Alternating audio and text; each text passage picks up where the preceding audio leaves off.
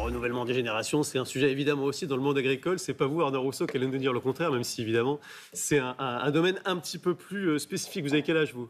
J'ai 50 ans. D'accord, donc vous n'êtes pas encore dans ce monde des seniors. Arnaud Rousseau, président de la FNSEA, pourquoi ? Parce qu'à partir d'aujourd'hui, il y a le deuxième round, si on peut dire, des actions de la FNSEA qui est lancé. 3 jours de mobilisation entre aujourd'hui et jeudi. Ça va consister en quoi ? En gros, est-ce qu'on va assister à un durcissement par rapport à ce qu'on a vu la semaine dernière ? Je parle bien de la FNSEA. Ça va consister en un message qui est simplifions, simplifions. Mais sur les actions et les perturbations pour les gens. Donc des actions départementales, toujours le même état d'esprit. Nous ne sommes pas là pour ennuyer les Français, mais pour obtenir des résultats concrets dans nos cours de ferme. Donc dans chaque département, à partir de ce matin et jusqu'à jeudi soir, des actions qui vont viser tout ce qui entrave la vie des agriculteurs, les administrations, un certain nombre d'agences, avec la volonté claire de dire, si on veut renouveler les générations, si on veut continuer à permettre aux agriculteurs de gagner leur vie, il faut qu'au quotidien, on leur simplifie la vie parce que, comme tous les entrepreneurs, les agriculteurs aujourd'hui n'en peuvent plus des papiers, n'en peuvent plus des contrôles.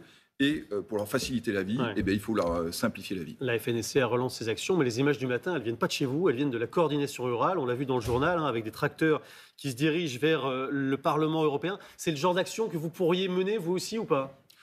Oui, en tous les cas, nous, on a dit que tout était une cible. Vous savez qu'on aura un troisième temps sur le revenu, qui est essentiel. En tous les cas, ce qui nous distingue aujourd'hui, c'est... nous, on a un message très clair sur pas d'atteinte aux biens et aux personnes. Ouais. Parce qu'on considère que pour atteindre les objectifs aujourd'hui, casser, brûler, menacer, ça n'est pas une solution. Alors, il y a eu, c'est vrai, alors au-delà du cassage, il y a eu des scènes de cassage, on l'a vu notamment à Guéret. Il y a eu surtout hier, de la part de la coordination rurale, des barrages filtrants, des préfectures visées avec des pots de fumier. Est-ce que, pour dire les choses clairement, vous voulez condamner ces actions ? Et où est-ce que vous placez exactement le curseur, la limite à ne pas franchir ? Non, mais d'abord, vous savez, la FNSEA, le droit de manifester, on y tient beaucoup. C'est un droit constitutionnel et ça fait partie aussi des modes de revendication. Benne de fumier, ça reste un symbole important pour nous. La limite, c'est quand vous commencez à détruire des biens, qu'ils soient publics ou privés, ou menacer des gens. Ouais. C'est ce dont j'ai fait l'objet il y a quelques jours à Agen. Ça, c'est une limite qui, de notre point de vue, ne doit pas être franchie. Vous savez, pour nous, le sujet, c'est pas le voisin agriculteur qui, éventuellement, n'aurait pas la même opinion que nous. Pour nous, l'objet, c'est de trouver des solutions qui permettent demain de se construire un avenir quand on est producteur en France, quand on est agriculteur en France.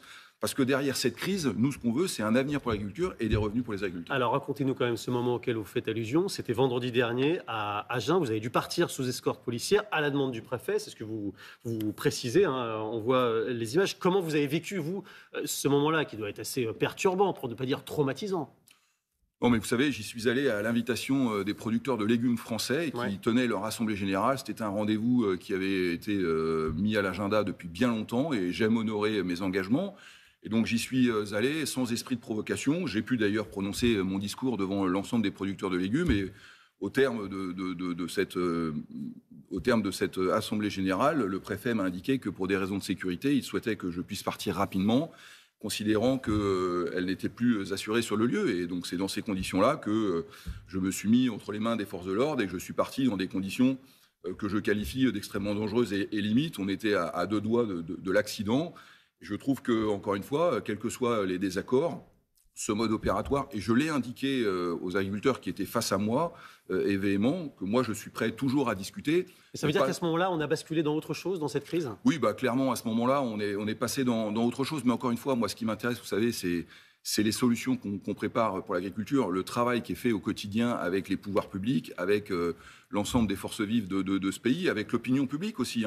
Et que certains, évidemment, pensent que hors du chaos, de la radicalité et des menaces, il n'y a pas d'avenir. Ça n'est pas notre point de vue. Mais encore une fois, ne perdons pas trop de temps avec l'écume des jours. Ce qui nous intéresse, nous, c'est les solutions et comment on amène du revenu demain dans les exploitations. Et on va y aller sur les solutions. On va y aller sur les solutions. Mais d'abord, est-ce que vous demandez à la présidente de la coordination rurale, Véronique Le Floch, de calmer les troupes, de siffler la fin de ce genre de choses ou pas ? Non, mais Véronique Le Floch prend ses responsabilités. Moi, il me semble que ce genre de débordement n'est pas acceptable. Et moi, je l'ai dit chez moi, je suis fier que Véronique Le Floch puisse aller dans n'importe quel département. Je rappelle qu'on en tient 95%.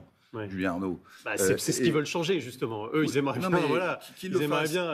gagner davantage de chambres lors des élections en janvier. Tout le monde le comprend dans le cadre d'une élection. Et qu'ils fassent campagne, c'est bien normal. Et encore une fois, l'expression de la démocratie, c'est la grandeur de notre pays. Mais en revanche, Véronique Lefoc, elle n'est pas menacée à chaque fois qu'elle va dans un département de la FNSEA. Ça n'est pas arrivé et je ne souhaite pas que ça arrive parce que il me semble que c'est important qu'on puisse faire campagne. C'est pas ce qui s'est passé chez elle et je n'ai pas noté que depuis vendredi, elle avait dénoncé ce type d'acte. Écoutez, après, les agriculteurs jugeront. Et encore une fois, je ne crois pas que les agriculteurs aient envie d'être menacés dans leurs exploitations, dans leurs déplacements. Voilà, ces limites sont franchies. C'est la responsabilité de Véronique Lefoc. Pour ma part, le travail, les solutions, l'ambition. Les solutions, justement. Il y a un débat aujourd'hui à l'Assemblée sur le Mercosur, mais franchement, ça sert à quoi ce débat? Annie Genevard, la ministre de l'Agriculture, ce matin, dans une tribune du Figaro, réaffirme l'opposition de la France sur le Mercosur. Personne ne veut le Mercosur, en France en tout cas. Ça va changer quoi ce débat? Ça sert à rien. Écoutez, en tous les cas, c'est la volonté du Premier ministre de le mener dans un moment où les débats parlementaires peuvent être houleux. Si on a une unanimité du Parlement, finalement, ce sera pas si courant. Et puis je trouve que le message porté à la fois aux agriculteurs, à l'opinion publique française, qui est très massivement en notre soutien, et puis surtout vis-à-vis de Mme von der Leyen, la présidente de la Commission, qui pousse très fort pour cet accord, est un message qui va dans le bon sens et que nous soutenons. Maintenant, on a compris que le combat se poursuivait. On a porté ce message du non à une Europe passoire. Maintenant, nous, on veut passer sur les sujets nationaux parce qu'il y a des sujets nationaux. Vous avez l'impression que cette bataille, elle peut encore être gagnée ou bien que la Commission européenne passera de toute façon? Écoutez, moi, j'observe qu'un certain nombre de pays sont en train de modifier leur position. Ou en tout cas, l'Italie, la Pologne. L'Italie, la Pologne commencent à se poser la question. Vous savez, pour nous, cette bataille, elle est existentielle. On ne va pas délocaliser nos entreprises. Donc nous, ce combat, on doit le mener. Et puis ensuite, nous verrons bien si les pays européens prennent conscience de l'importance de la souveraineté alimentaire. Parce que derrière, c'est l'assiette des Français et l'assiette des Européens dans 20 ans. Mais si ça passe malgré tout, il se passera quoi? Il y aura des actions très très dures de la part des agriculteurs? Non, mais vous savez, d'abord, les importations existent déjà aujourd'hui. Il se passera quoi? Il se passera juste le constat qu'entre ce que l'Europe prévoit pour la production agricole européenne et ce qu'elle fait à l'extérieur, il y a une incohérence majeure. Et vous savez, nous, on est pro-européens, mais on ne peut pas accepter qu'on nous mette des contraintes chez nous et que ça soit la porte ouverte aux autres. Donc on a dit qu'on était prêt à continuer à échanger, mais pas dans ces conditions. C'est réciprocité, traçabilité, respect des accords de Paris. Il y a un autre sujet que vous voulez évoquer cette semaine avec cette action, ce sont les normes. Et la semaine dernière, Annie Genevard, elle a dit il faut qu'en France, on soit cohérent et que les pesticides autorisés dans d'autres pays d'Europe soient autorisés aussi en France. Ça concerne notamment les néonicotinoïdes. Est-ce que vous pensez que cette promesse d'Annie Genevard, c'est pas encore vraiment une promesse, c'est pas très clair pour l'instant. Est-ce que vous pensez qu'elle va la tenir ou pas? En tous les cas, nous, on considère que dans cet espace européen, ce qui est permis à un Allemand ou un Italien doit être permis à un agriculteur français. Et le gouvernement dit la même chose aujourd'hui. C'est une victoire pour vous, j'imagine. Oui, mais il ne le fait pas. Et vous preniez l'exemple d'un produit, d'une matière active qui s'appelle l'acétamipride, qui permet de lutter contre des petits insectes foreurs qui viennent détruire les noisettes, qui viennent détruire les betteraves sucrières. Voilà. Eh bien, écoutez, soit ce produit est dangereux et il est retiré en Europe, soit il est autorisé et il l'est partout. Vous voyez, c'était ça simple. Et puis, s'il n'est pas autorisé en Europe, on ne l'importe pas de l'étranger. C'est du bon sens paysan et c'est ce qu'on demande. Vous nous avez parlé d'un 13e round de mobilisation sur la question du revenu. Est-ce que vous en connaissez déjà les dates et les modalités ? Oui, ce sera très probablement la semaine prochaine ou le début de la semaine suivante. Et l'objectif, c'est celui du revenu. Hein, vous avez compris, il y a une forme de cohérence. On ne veut pas d'une Europe passoire, on veut nous simplifier la vie et on a besoin de vivre de notre métier. Donc c'est tout le sujet du prix de nos produits, la relation avec la grande distribution, puisque vous savez que les négociations commerciales entre les industriels et la grande distribution vont démarrer dans les jours qui viennent. Ce sera évidemment, encore une fois, comment nos filières créent de la valeur. Et à la fin, c'est comment on défend la souveraineté alimentaire pour permettre le renouvellement des générations. Et rendez-vous à ce moment-là, fin de semaine prochaine, au début de semaine suivante, pour le 3e round. Merci beaucoup, Arnaud Rousseau. Merci, Julien.